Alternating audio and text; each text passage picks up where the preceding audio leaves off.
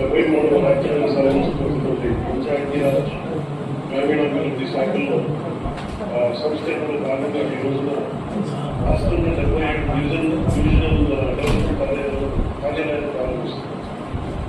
దానికి విచ్చేసిన సభలో శాసనసభ్యులు చిత్తూరు శ్రీ ఆరోగ్య గారికి,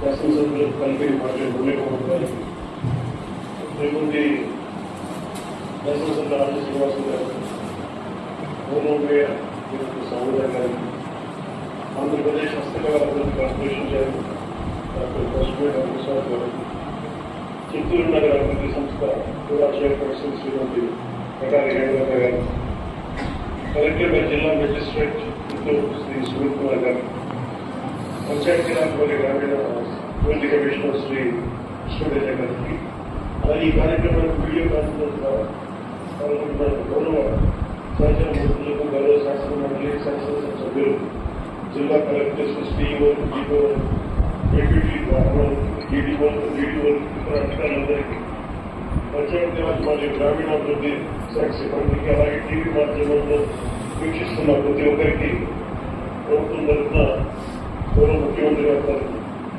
నరేంద్ర మోదీ గారి తరఫున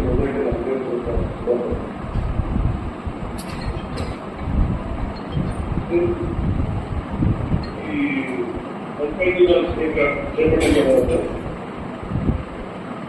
instrumental backbone of the entire state administration. 70% of the గ్రామానికి ఉన్న రాష్ట్రాలు ఉంది. అందుకే దీనికి మేము ఎంత బెస్ట్ చేయగలం, ఎంత బాగా చేయగలం దాని మీద ఫంక్షన్ లేదు.